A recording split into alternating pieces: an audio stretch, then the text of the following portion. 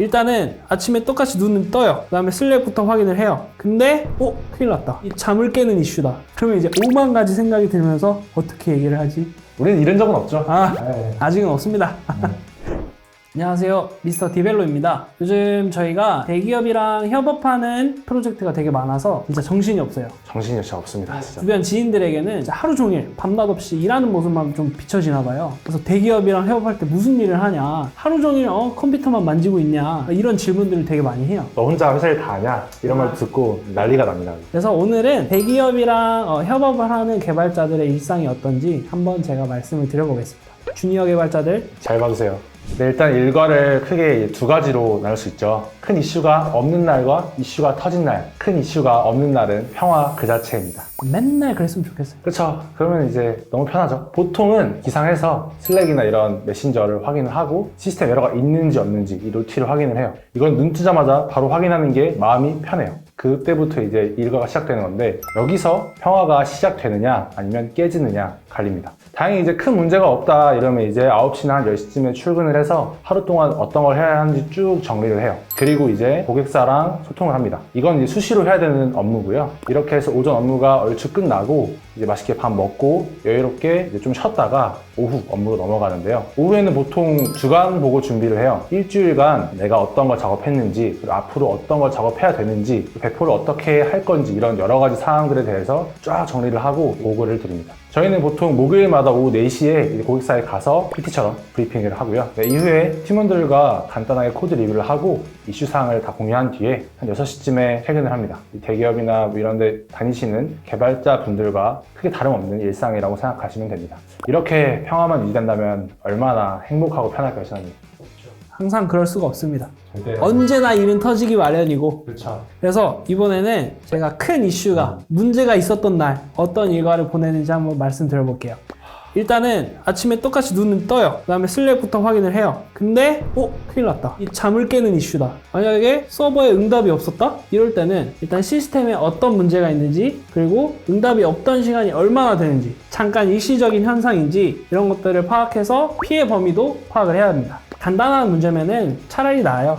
그냥 뭐 서버를 다시 재배포한다던가 원인 파악을 한 다음에 기다릴 수 있는 거다. 그러면 차라리 괜찮습니다. 이게 만약에 엄청나게 치명적인 에러다. 그때부터 이제 정신 바짝 차리고 대기업 쪽 유관부서에다가 내용 공유하면서 저희는 어떻게 해결할지 고민하고 바로바로 문제를 해결해 줘야 돼요. 예를 들어서 만약에 원인이 DB 데드락 문제였다. 이건 저희가 해결할 수 있는 문제가 아니거든요. 일단은 대기업 쪽 유관부서에다가 연락을 해서 조치를 취해달라고 해요. 자, 여기까지 만약에 어느 정도 해결했다. 그럼 살짝 놀란 가슴을 쓸어내리고 다시 회사로 출근을 준비를 합니다. 출근하고 에러 대응을 했던 것들을 마무리하고 현재까지의 상황을 유관부서에다 다시 싹 공유를 해줘요. 그 에러에 대해서 복기를 합니다. 왜 이런 문제가 있었고, 이 문제가 안 터지려면 어떻게 했어야 되고, 앞으로 대응을 어떻게 할지, 이런 걸 다시 한번 정리를 해줘요. 이게 저희 쪽 작업 문제일 수도 있고 대기업 쪽 문제일 수도 있어요. 대기업 쪽 문제면은 마음이 편해요. 근데 만약에 우리 쪽 문제였다? 그러면 이제 5만 가지 생각이 들면서 어떻게 얘기를 하지? 문서도 막 이만큼 써야 되고. 그쵸.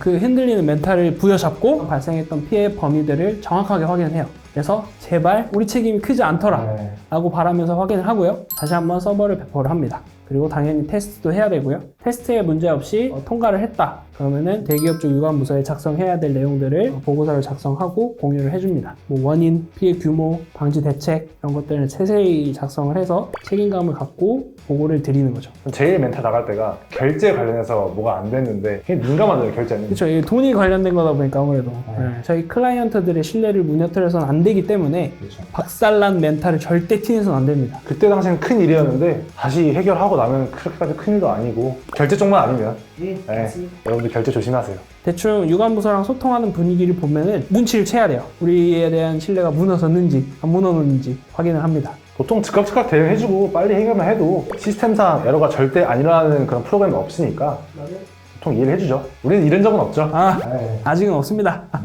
제 주변 사람들이 항상 또 신기하게 보긴 하는데 저희는 취미마저 개발이거든요. 그렇죠. 쉬는 시간에 나가서 막 할 때도 있고. 근데 이렇게 해야 고객사들의 신뢰를 얻을 수 있다라고 저희는 생각을 해요. 그렇게 해서 항상 저희가 개발 쪽인 생각으로 머리를 항상 가득 채우려고 노력을 많이 하고 있습니다. 대기업과 협업하는 개발자 하면 요즘 뭐 옛날에 나왔던 스타트업 같은 드라마도 보면 요트도 타고 뭐 하고 싶은 대로 출근했다가 쉬고 싶으면 다시 쉬고 이런 자유로운 분위기잖아요. 그런 자유로운 분위기에서 일하시는 분들도 많이 계시지만 자세히 들여다보면 그분들도 하루하루 개발과의 전쟁을 치르고 있어요. 서버와의 전쟁, 프론트 코드가 왜 안 될까, 뭐 배포가 왜 안 될까 이런 다양한 분야에서의 전쟁을 치르시고 계시거든요. 디지털 노마드가 아니에요. 디지털 노예예요. 그래도 대기업 고객사랑 같이 협업을 하면 좋은 점들이 있지 않나요? 그렇죠. 아무래도 워낙에 유저 수가 많기 때문에 얼마만큼 유저 수를 내가 감당할 수 있는지 그런 것들도 파악이 가능하고 이제 그만큼 책임감도 막중하기 때문에 디테일을 굉장히 신경 써야 돼요. 그러다 보니까 내 개발 실력도 굉장히 올라가고 이런 한 장점이 있죠.